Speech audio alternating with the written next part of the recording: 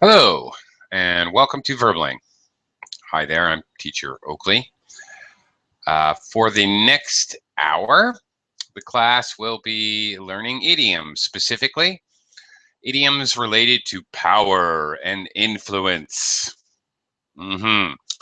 Okay, idioms that we use to talk about or describe the powerful and influential. As usual, students will take turns doing some kind of basic fill in the blank exercises. And as we go along through the class, we'll be discussing the idioms, brainstorming collectively any other idioms which we might think are related, as well as thinking about I'll try to explain any situational use that might occur with the idioms. Some idioms are used in very specific situations, or maybe we only use them to talk about somebody else in the third person, but never really about ourselves. These types of things. Okay, and as always, I encourage students to share idioms from their own native language. I personally always like to hear those. Okay, so idioms related to power and influence. All right, plenty of room in the class, so please join us. Hello, Xenia, how are you? Hello, I'm fine, thank you. And you? Pretty good. I Fine. guess good, thank you. Glad to hear you're doing well. Okay, let's get started here. First thing, pardon me. First thing we're going to do is just read about some literal meanings and talk about them just a little bit. So I'm going to do a screen share.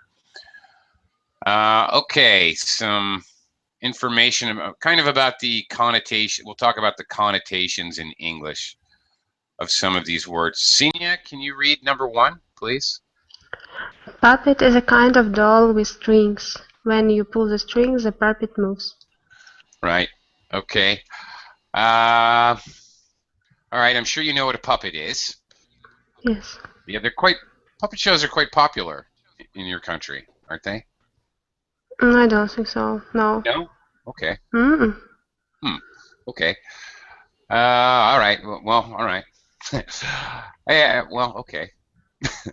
That's a surprise to me. I have students, Russian students who have families, and they're always going to puppet shows. It seems like to me. Okay, maybe it's because they have little kids. Maybe that's why. I don't know. Yes. Well, yeah. Okay, anyway, puppet, obviously, you pull the strings, the puppet moves. So there's a lot of idiomatic expressions that have to do with puppets. Lots of ways to talk about somebody being someone else's puppet. They're controlled by someone else. Someone's a puppet master. They're the hidden person behind the power, behind the visible power. Okay, so this has a strong connotation of somebody controlling and someone being controlled. Let me welcome Adnan to the class. Hi, Adnan. How are you today? I'm fine. How are you? I'm doing okay. Thank you. Adnan, can you read can you read number two, please? Okay. People with a lot of influence are often called the movers and shakers. They are the people who make decisions and have new ideas. Okay. The movers and the shakers. And by the way, this is one of those idiomatic expressions. It's not going to make sense if you just talk about movers. If you just talk about movers, a native English speaker will think you're talking about people who work for a moving company and they move your furniture from one house to another. Shaker, I don't know. Maybe the Shakers are a religious group in America. But okay, the words by themselves don't mean anything at all related to what they mean together. It's my point. So you really have to say movers and shakers. Adnan, can you give me an example of somebody that might be considered a mover and shaker? A mover and a shaker? Of, in my country or in Anywhere. person? Anywhere. There is a lot of people like. Sure. Like, for example? For example,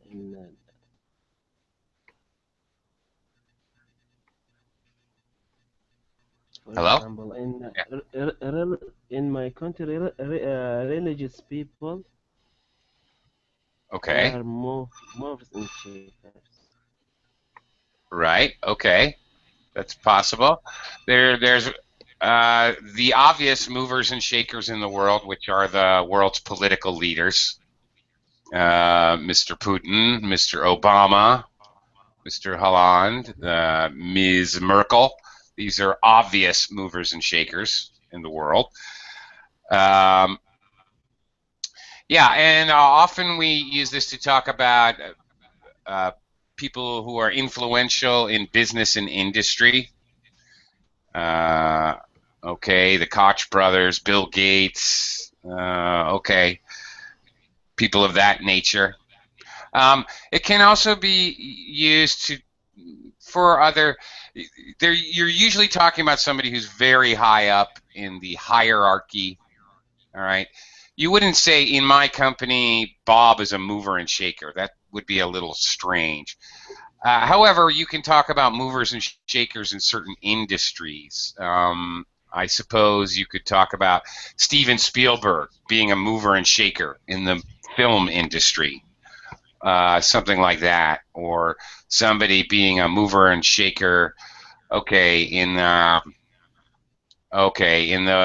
world of football. All right. Okay, so you can talk about. Often we refer to movers and shakers in reference to a specific industry, for example. All right, let's look at the next one here. Senia, can you read number 3, please? Back is an old word meaning a silent signal. Today we only use it in their expression to be at someone's beck and call, and they comment ready to do anything they wish.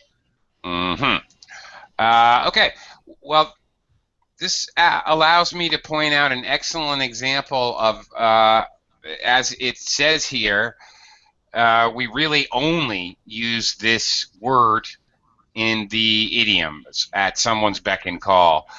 This is an old word which is not used independently anymore. This will happen occasionally in English idioms. You will see either words that are just never ever used except in the idiom because they are archaic. By the way, if you're looking in an English dictionary and you see this word, archaic, the chances are that real speakers never use this word anymore. Occasionally you might see it pop up in literature, but basically it's not used in normal language. Okay, so sometimes idioms will include an archaic word. Another thing that happens with idioms you should be aware of is that sometimes the grammar structure itself or the sentence construction of the idiom may also be archaic. It may actually not be a valid grammar rule anymore. So this happens, but because they're idioms, we keep them the same way. To thine own self be true. There's an old expression. Thine is not a word used anymore at all. Okay, we would never say thine own self anymore. Now we use reflexive pronouns, yourself. Okay, there's an example where it's both an archaic word and an archaic construction as well. So okay, so that happens. All right, at someone's beck and call, my immediate picture in my mind is of like servants, like a butler or a personal assistant or somebody like that who has to basically do whatever, whenever someone says it or doesn't, makes any request. Okay, let's look at some idioms. Dealing with movers and shakers here, first of all. We're going to start off, fill in the blank exercise. The exercise is in the format of a conversation. One person speaks, and another person, indicated by a little arrow, might reply. For example, with an idiom, the idea is to let you see how it might be used conversationally.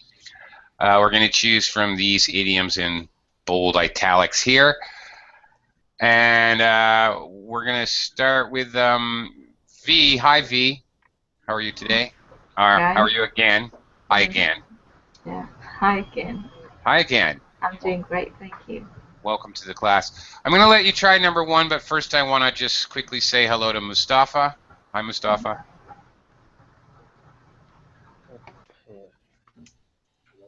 Hi, teacher. Hi, how are you? Hi, I'm doing well. Thank you for asking. Great. No? Actually, Adnan, actually, it's your turn. Are you there, Adnan? Adnan, are you there? Hello? Hello. Hi, Adnan. Hello? Adnan, you want to try number one? Okay. You've met John before, haven't you? Yes, you are one of the friends in high places, I think. uh, I don't quite think so. Maybe. I mean, possibly.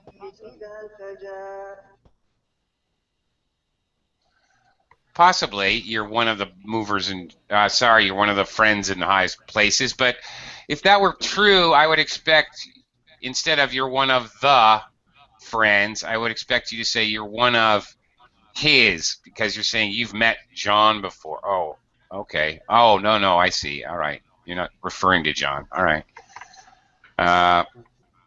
Yeah, it's a little awkward as a sentence construction. With friends in high places, you usually use this as a reference to other people. He's got friends in high places. He has influential friends. Not you're a friend in a high place. You wouldn't say that like directly. It's more third person to talk about other people. So it's a little awkward. So I think there's a better choice. You want to take one more guess? I will try.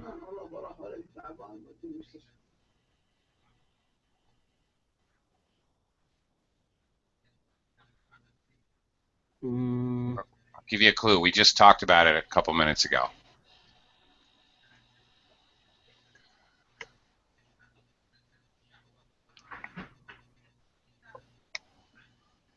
Maybe. Okay, well, time's up. I'm not sure. Okay. You're one of the movers and shakers in English teaching. As I was just saying, movers and shakers can be people who are powerful in the whole world, but we often also use movers and shakers to just talk about one specific area of whatever, occupation or in one industry, or as I said, like, okay, Steven Spielberg is a mover and shaker in the film industry. All right. So here you go. Same idea. You're a mover and shaker in English teaching. Okay, in that industry. Okay, also notice the reply. Well, not sure about that. More like a big fish in a small pond. The meaning here is that you're powerful, you have power and influence, but only over a small group, or a small organization. You're a big fish in a small pond. All right. You're the mayor of a city, but the city has only 500 people. Well, there you go. You're a big fish in a small pond. Okay, let me quickly welcome Ken to the class. Hi, Ken. Yes, hello. Hello. Hello again. Hang on, we'll come around to you in just a bit, Ken. V, number 2, please. Yeah, there's no way we'll get visas with only 4 weeks to go before we leave. Don't worry, I'll speak to my friend Jill in the foreign office. She's got she's got friends in high places. There you go. So, okay. This is normally how we use this idiom to talk about someone else has friends in high places, friends that, or to talk about ourselves. I've got friends in high places. I think I can help you out. You wouldn't say you are a friend in a high place. That wouldn't really make sense. Yeah, okay. V, do you have friends in high places?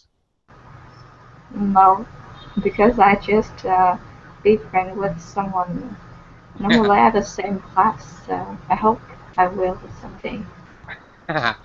Okay. Yeah, okay. Friends in high places, it doesn't even necessarily mean that you're actively trying to climb the social ladder or the corporate ladder.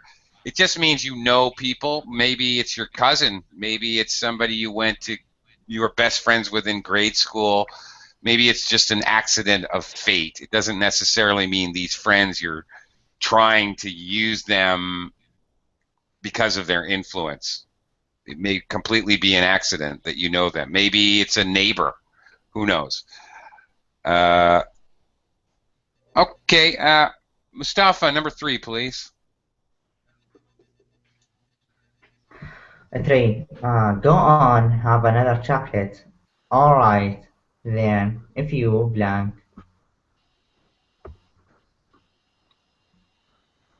Just a second. Uh-huh. Okay. Can you scroll back to the sentence? I just want to see it again. Sure. Yeah, just a second. Um. Okay. I'm back. Okay. Then if you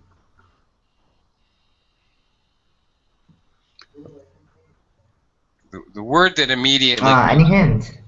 Sure. The word that immediately comes to my mind was if you insist.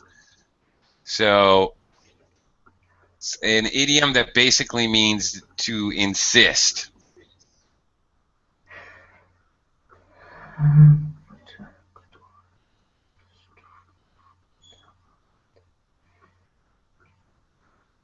Um, I don't know because my mind is still sleeping. Sorry. I need to warm up a little bit. Yeah. Okay. Twist my Yeah, arm. New Senior's for got me. it. Yeah, twist my arm. Okay, now really there's a couple of ways this is used, as illustrated here in the material. Okay, it's often used. All right, notice what's going on here. Have another chocolate. All right, the person replying. Okay, the context I want you to envision is the person replying loves chocolate. They want another chocolate. Okay, somebody's telling them to have another chocolate, and they really want one anyway. So, just twist my arm. It's often used playfully. You'll have another chocolate. Here, have an ice cold beer on a hot day. Oh yeah, twist my arm. Sure, okay. You're being sarcastic. In other words, you don't have to twist my arm behind my back and force me to do it like I'm a hostage. Okay, it's totally sarcastic. But it is used in another way, meaning that you are okay. Let's say the council is having a meeting to pass a city law or something, and you want that law. The mayor wants the law passed. He may do some arm twisting with the members of the board or the counselors on the board. He may do a little bit of arm twisting. which could mean that they're actually threatening force. It could mean that they're using blackmail.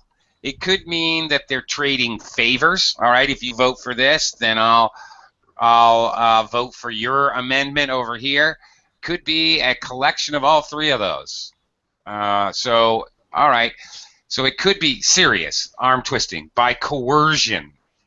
All right, coercing someone to do something, forcing them to do it, more or less. Twisting someone's arm is when literally, physically, is when you grab their arm and you put it behind their back and you force their arm up behind their back. Very painful. Hey, Adnan, just so you know, we can all hear you. Hope we're not having a private conversation.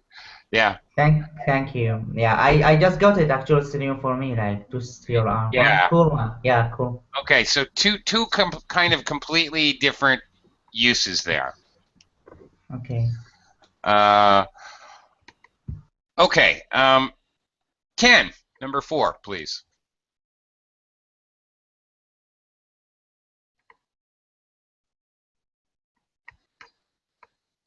Ken? Hello? Ken, are you there? Am I here? Ken, are you there? Okay. Not. Yeah? You are? Yes? I can't hear you. Can anybody else hear Ken? No, I can't hear him. Okay. Ken, we've all been struck deaf. No, that's not it. All right. Senia, number 4, please. When you've done the washing up, could you go down to the shops? We need milk. Do this, do that. I'm not a puppet. I think something you know. I'm not a servant. Yeah. Okay. I'm not. Oh, no, we don't have this. At your beck and call. Yeah, not at your beck and call. That's why, okay, when we looked at beck and call earlier, the butler is the immediate picture in my mind. I'm not your personal servant. I'm not your slave. This would be common as well. I'm not your slave when somebody's ordering you around and you're sick of it. Okay, well, here we are using it negatively, but it can also be used. It can be used kind of sarcastically or exaggerating. You know, oh, he's at his every beck and. Oh, here's another version: at someone's every beck and call. To be sarcastic about it, more exaggerating about it and critical. Or it can be used very straightforwardly. I'm Donald Trump's personal assistant. I'm at his every beck and call. Well, that's your job. Donald wants you to run to the store and get him some Toblerone chocolate. You run to the store. Okay.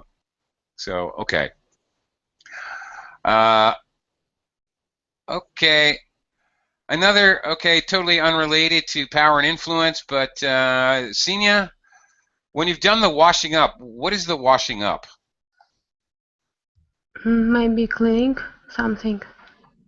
Yeah, okay. Well, I bring it up because it means two totally different things, British English and American English. British English, it means the dishes. You got it. But Americans say do the dishes. Washing up for Americans is washing your hands and face before you have a meal. All right, kids, wash up. It's time for dinner. Go wash up and come to the table. Like that. So for Americans, washing up is washing your face and hands.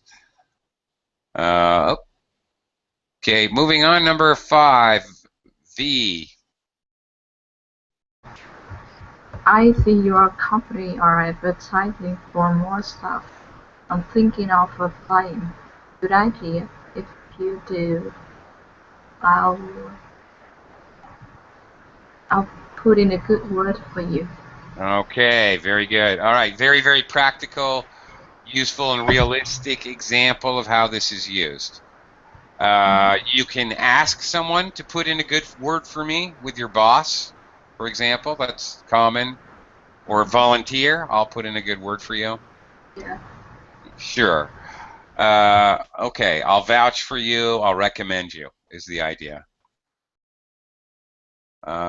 Meaning that you know somebody in influence. Obviously, you're going to talk to them and recommend somebody. All right. Mustafa, number 6. 6. David's just arrived late again. Has he? That's the third time this week. I'm going to have to blank and give him a final warning. I'm going to um, um,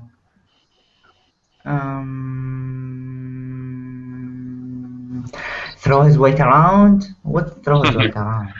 Oh, yeah, okay. No, That's funny because I was yes. thinking that's not the answer here, but it would have to be I'm going to have to throw my weight around.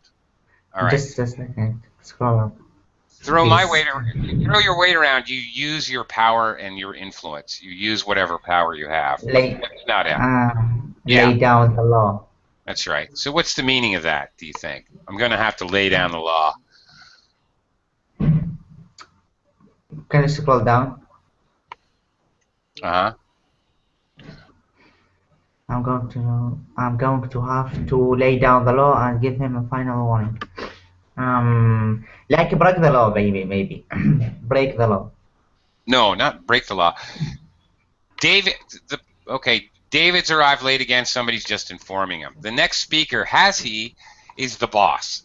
That's the third time this week. I'm going to have to lay down the law, not break the law. Break the law or break the rules or bend the rules. Okay, you're going against the law. If you're laying down the law, you are telling the law in a very clear way and telling somebody if you break this rule again, these are the consequences. Let me spell it out for you in kindergarten language. Let me make this easy. Let me lay down the law. This is the way it's going to be. You mess up again, you're fired.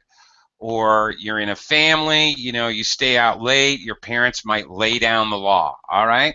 You come home late again, and you're going to be grounded for 2 weeks, and that's it.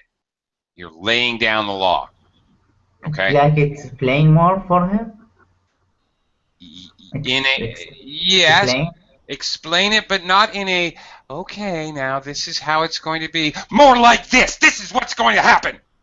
Okay? So in a forceful way, telling somebody, basically, this is the rule. If you break the rule, this is what's going to happen to you. Do you understand me? Okay. So there's no, later on, there can be no, well, I didn't really know. I thought it would be okay. It's impossible after someone has laid down the law.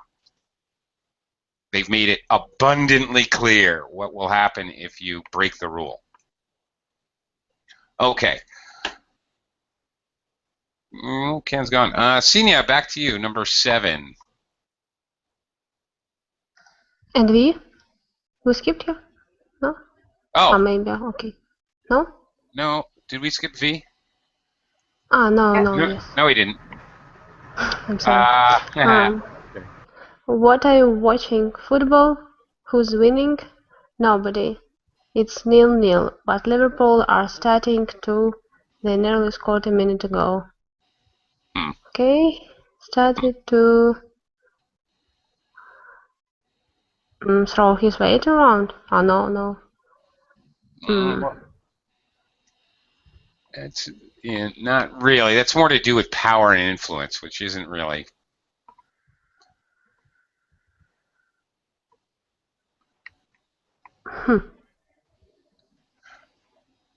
I think we have only get the upper hand. No, I think you're right. It's the only other one left.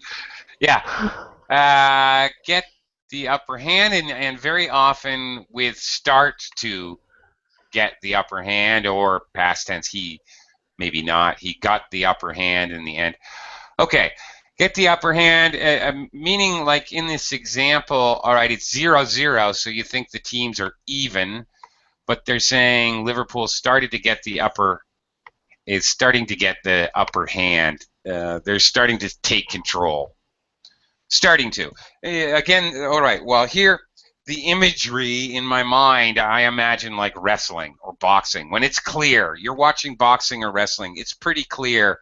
When you start to realize that one of them is winning, when it becomes obvious to you one of them is winning, that's the time you say, well, okay, boxer A is obviously starting to get the upper hand. Okay, where the contest has been fairly even, but one is beginning to defeat the others or do better than the others. It's also you could use this in business. Okay, Coca-Cola and Pepsi-Cola are two cola companies that have been in competition for many years, and frankly, the competition's gone back and forth. At one point, when Michael Jackson was endorsing Pepsi-Cola, Pepsi-Cola had the upper hand, and then Coca-Cola came back with their original formula, and they got the upper hand, and then there was like that. That's kind of the idea. Okay. Ken, Hello? you're back. Yes. Hi. Okay, yeah. Now you can hear me. Yes, I can. Okay, thank you. Yeah, thank you. Glad you could make it back. Okay, hang on, Ken. We'll come around to you in just a minute. V, number 8. Yeah, I wish God would stop upsetting people in the office. Yes, I wish he wouldn't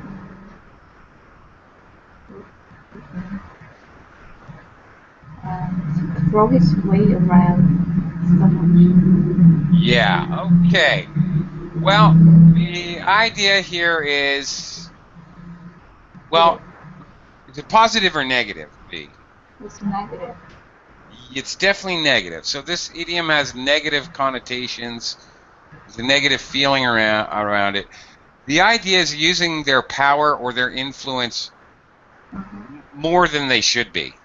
Yeah. So Yeah. is that like play God? Like what? Play God.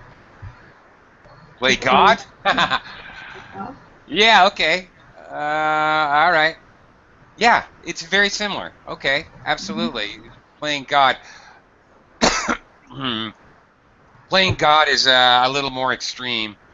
Play God has another meaning with like doctors or scientists when they're actually doing, whatever, playing with genetics or something, creating a new life form.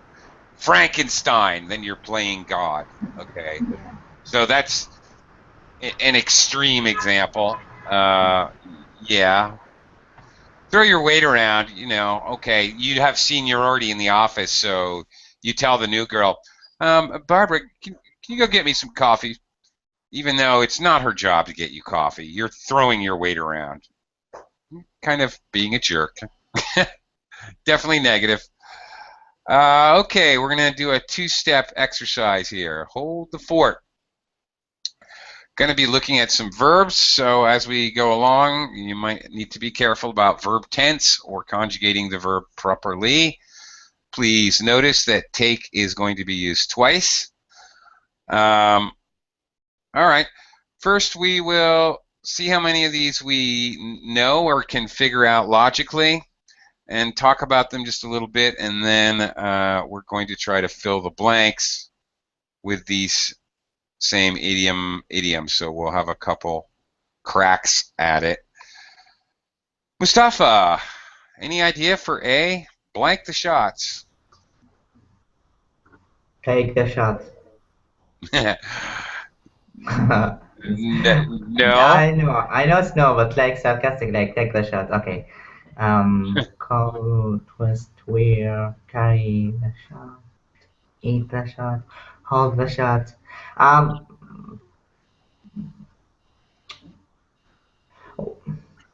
The meaning is, for example, the quarterback in American football calls the shots. The coach of a basketball team calls the shots in the last few seconds. The captain of a ship always calls the shots. Oh, I just said it, didn't I? Yeah, you said it. I Can't help it. memorized. All Yeah. right, all right. Couldn't help it. Sorry about that. Yes. So the idiom is call the shots. Um, I can understand why you say. What does it mean if you take a shot? Take the shot, like take Take injection, I a guess. take a Something. take a shot. Take a shot. Okay. What does that mean? Take a shot, like It's an idiom. I know. Give it a shot.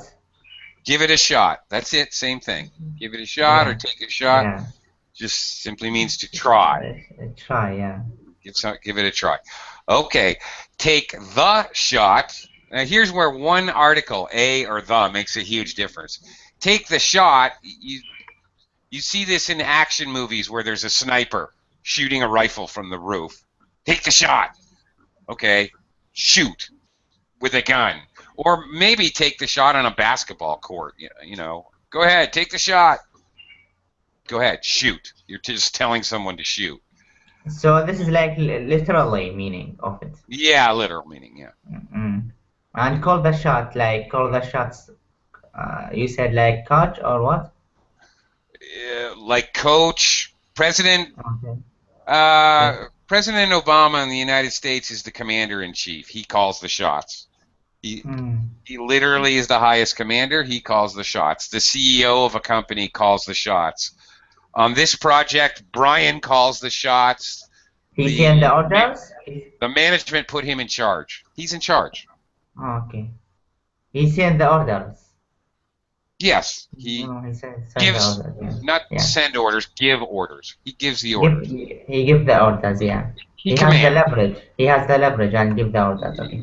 Yeah, and it doesn't necessarily mean like the military where you command the men to do everything and anything they do. It has more of the meaning that if there's a decision to be made between A and B, he's the one who will choose A or B. Ultimately, he calls the shots. That's really more of the idea. Ultimately, he's the decision maker. Right, Ken, B. Okay, a lot of weight. Hmm. Carry a lot of weight. Okay. Not really. If you carry a lot of weight, that's actually a polite way of saying somebody's fat, which really has nothing to do with Hold a lot of weight. power. What? Hold? Not hold. No. No. Oh. Where? No. No. I pull away a lot of weight. There you go. Pull a lot of weight. Any ideas? Can you guess at all what that means? If someone pulls a lot of weight in your workplace, what does that mean? Maybe someone who has a lot of burden for work, hardworking or something. No. I mean, Responsibility. it could actually there's two things. Responsibility, kind of, in the way that they have a lot of power and influence. He pulls a lot of weight. His opinion. Oh, it could be holds a lot of weight. Okay. It could be hold or pull. Actually, you're right. His opinion holds a lot of weight. I wasn't thinking of that. I was thinking more of the other way. Okay. All right. Carries a lot of weight. Oh, okay. Yeah. Oh, maybe you're right. Okay, there's a bunch of them that I've heard it all three ways. Okay. His opinion carries a lot of weight. Okay, actually, yeah. All right. Sina, you're right as well. I've heard that as well. So there's a tricky one. Carry, hold, pull. I've actually heard all three. Carries a lot of weight is probably the one they are looking for. All right. Yeah, okay. I'm sorry, Carrie. Ksenia, very good. Carry a lot of weight. Yeah, that's the one they're looking for. I have heard people say it the other way, though. Ken said it? Oh, okay. All right. Well, good job, Ken. You got it. All right. His opinion carries a lot of weight. Okay. He has a lot of influence. Right. Okay. All right. Interesting. He pulls a lot of weight at work means he does a lot of work. Okay, so slightly different. Definitely more to do with power and influence. Carries a lot of weight. I'm sorry. I got confused there for a second. All right. Senior C. I know this one. I think I know it too. I think pass the buck. Yeah. What's the meaning of pass the buck? Uh, so maybe you were too in charge for some deal, but the deal is failed, and you say that your team member is wrong and you're right. Something like that. Yes. Actually, that's one of them. Yeah, there's two ways this works. You're absolutely right. You pass the responsibility. Either something goes wrong and you blame someone else, or you can pass the buck. Your boss tells you to do something and you tell your subordinate, the person under you, to do the same thing. So just your boss says, get me a coffee, and you tell your secretary, get me a coffee, and then you give the coffee to the boss. That's also passing the buck, passing responsibility to do something or for when something went wrong. D. Yeah, okay. Hold a few strings. I think you said it. Did you say pull? No, not pull. Hold. Hold. No. Okay, I didn't hear you. Is Oh, pull. it is pull. Pull a few strings. I'll pull a few strings. I'll see what I can do. Maybe I can pull a few strings. All right. But What's the meaning here? pull a few strings. Mm, I don't know. I have no idea. Directly say, if I'm telling you I will pull a few strings for you, I will use my power and influence. Oh. He pulled a few strings and got me a job working at Microsoft.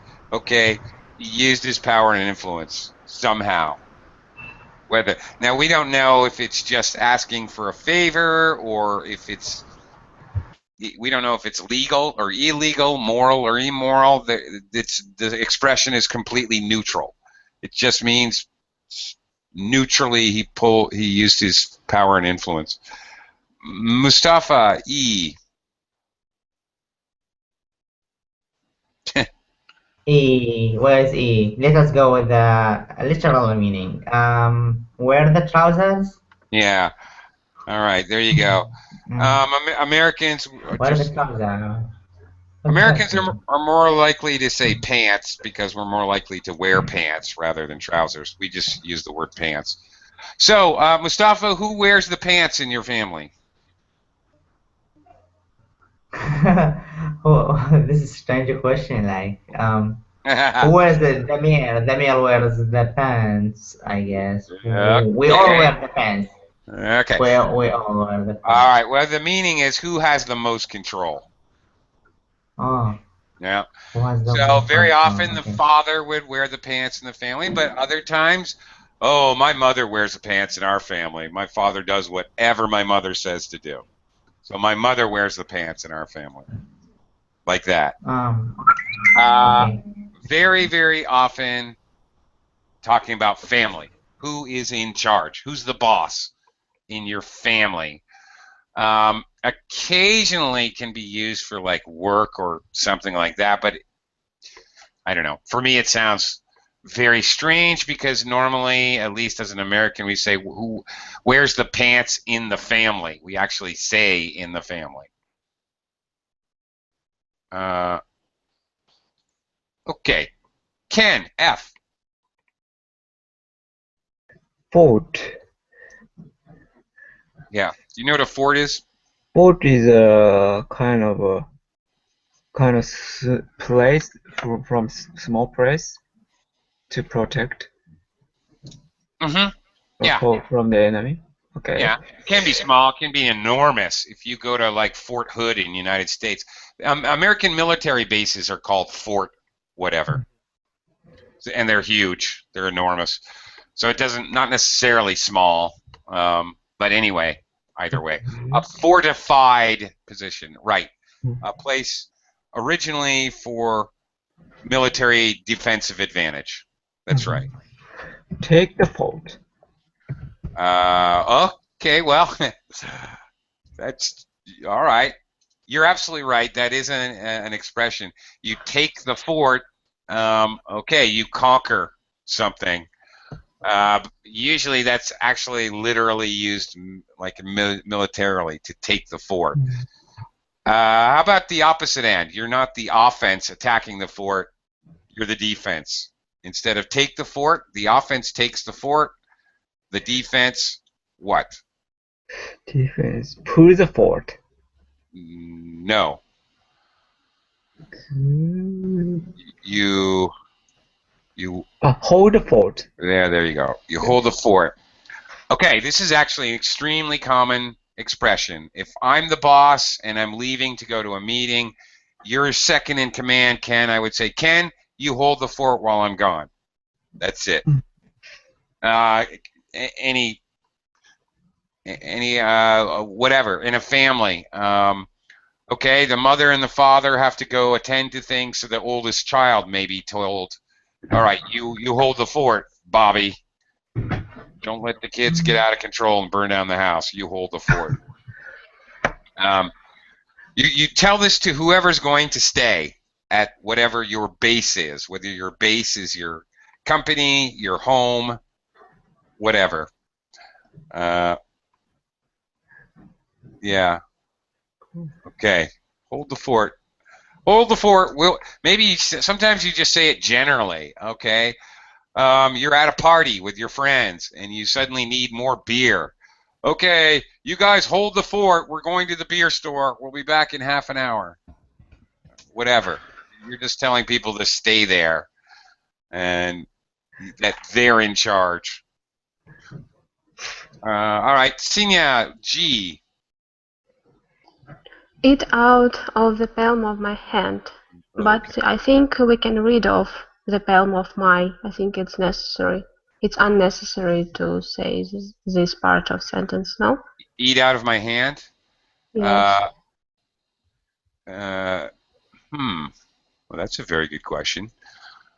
I think you'd be understood, but usually we actually say the whole thing. I had him eating out of the palm of my hand. We actually usually say the whole thing, really. Okay, but I very usually meet without palm. Okay. I don't know. I guess it may be possible. In my personal experience, I've always heard it the whole thing. Because it's a very exaggerated, bragging, thing to say. Why do you say I had him eating out of the palm of my hand? He likes me a lot and he listens well.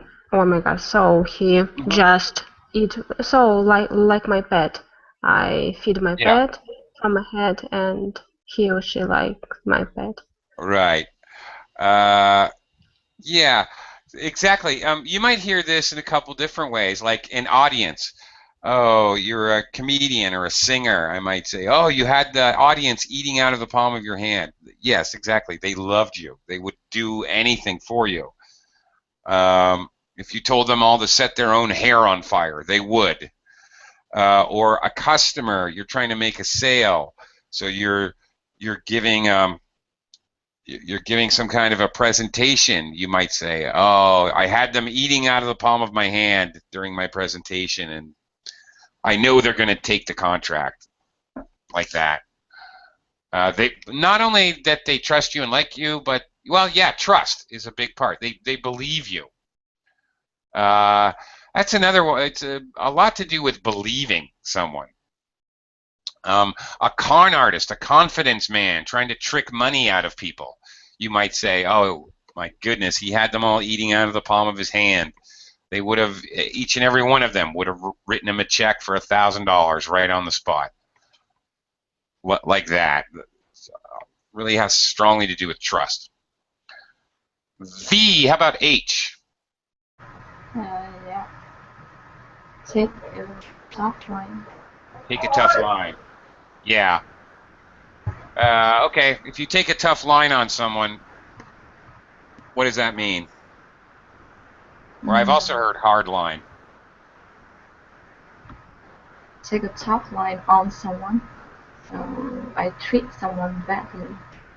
You can take a tough line on someone or take a tough line on a certain issue. For example, if you take a tough line on drugs, okay, take a tough line on drugs. The governor wants to take a tough line on drugs. He wants to imprison people for life for the first offense. Yeah, Okay, so that would yeah. arrest someone.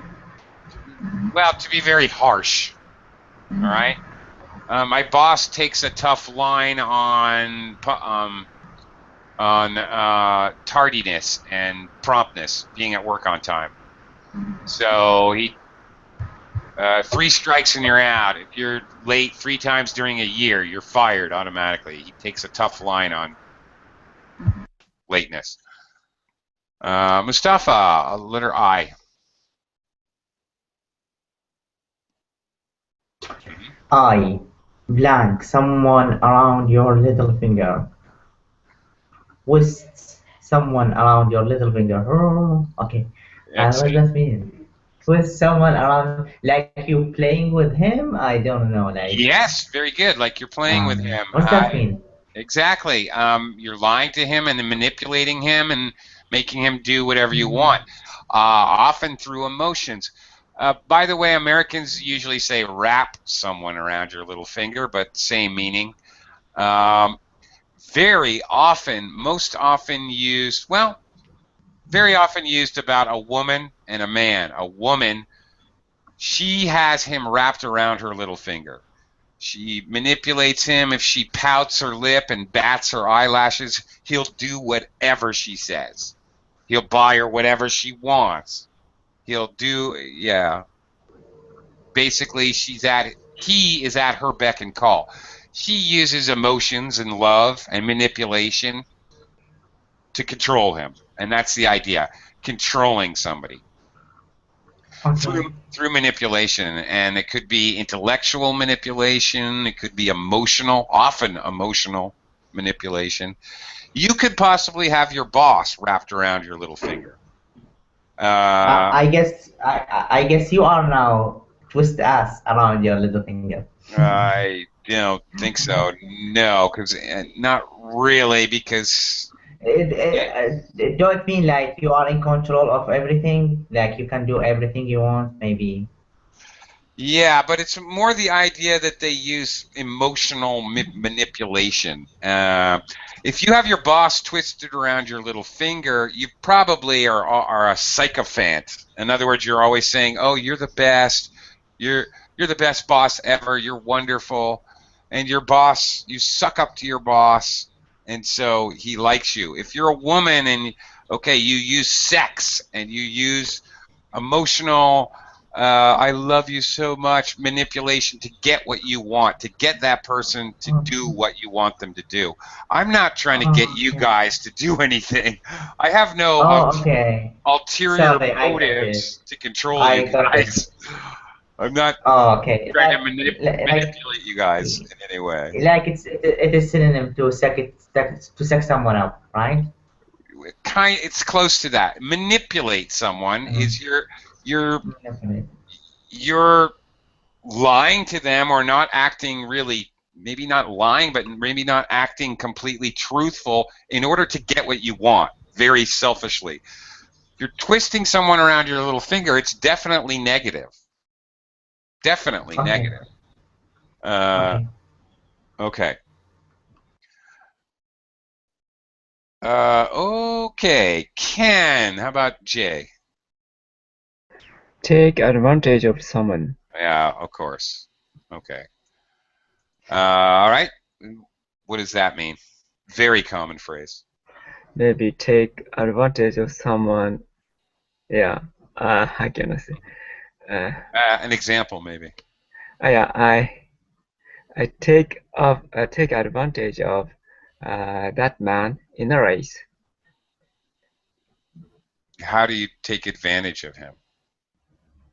Okay. Maybe the two Okay. meaning. Yeah, advantage or maybe I have faster than him or something like that. No, that's not it. That's really not it at all. You take advantage of someone. For example, if I hire you to work in my clothing factory for 10 cents an hour, all right, because you have a family with 5 children and you're desperate for the money and there's no other work, I'm taking advantage of you. Mm-hmm. I'm using you. Yeah. Selfishly using you to my advantage. If you take advantage of someone, it is negative. It's a negative concept. You're being immoral. You're not being fair. You're taking advantage. That means you're being unfair to them because because there's some situation Mm-hmm. where you can use them, basically, is the Mm-hmm. idea. A little different if you take advantage of a situation, that's more of a neutral idea. I took advantage of the opportunity to teach English in the Philippines and to travel, so I could travel. Okay, well, I'm not really hurting anyone. It's a situation, not a thing. Okay, so you wouldn't say I take advantage of someone in a race unless you like tripped him or something like that, or yeah, you could take advantage of the situation. He got a leg cramp. I took advantage of the situation and I increased my lead. That's true, but yeah. Yeah, Okay. I can't think of how you would really say I took advantage of him in a race. Yeah. Okay. Yeah, unless if I break the rule of the race. Well, then you'd be taking advantage of a. Yeah, maybe, but it kind of has more to do with the idea that there's some already existing situation Okay. that, like a loophole. Well, tax loopholes are you take advantage of a tax loophole. Mm-hmm. It's there. It's a situation that exists, so you use it. Okay. Yeah. That's it. But if it's a bad situation that exists for a human being and you use it, well, then that's, kind of evil. That's kind of the idea. All right. Anyway. Okay. Or take advantage of someone, you lie to them, and you create a situation by lying to them. That's another way you take advantage of someone. Okay, I took advantage of his gullibility. He believes everything, and I told him the race course went that way, and really it goes this way. Ha ha! I took advantage of his stupidity. I took advantage. In that case, yeah, you could say I took advantage of him. Yeah, so maybe, yeah, you cheated. Um, and then we might say I took advantage of his stupidity to trick him. Okay, we're never gonna make it through here, but we can try a couple at least. V, number 1. Yeah. I'm just leaving the office for a couple of hours. Can you hold the forts until I get back? Absolutely. Can you hold this? Would be a very normal way of using this. Mustafa, number 2. Everyone in my office is terrified of the caretaker, Mr. Smikins, but I get on with him like a house on fire. I have him um I have him um eat out of the palm of my hand. Okay. I have him eating, Uh, ing, out of the palm of my hand, or possibly I have him wrapped around my little finger, but that would be. yeah, this is the second one's more closer, yeah. Well, no, actually, it's not. I don't know. Using emotional manipulation for a caretaker? How? You're so sexy, Mr. Simpkins. I don't know. That's a little weird, but maybe. It could be either, because we don't know the context exactly. Okay. It's very common to Like use a house on fire. That a house on fire. What does it mean? get on, the whole thing, get on. If you get on with someone, you get along with them, and then Brits say this, Americans do not, like a house on fire. The whole thing is an idiom. I get on with him like a house on fire. We're very friendly with each other. We get along well. Oh, okay. Okay. Well, sorry, we're not going to really make it here. I got to go because I have another class to get to. But, all right, hopefully you still picked up some good idioms. Thank you very much. We'll see you again soon. Have a great day, everybody. Thank Thank you. you. Thank you, teacher. See ya. Bye.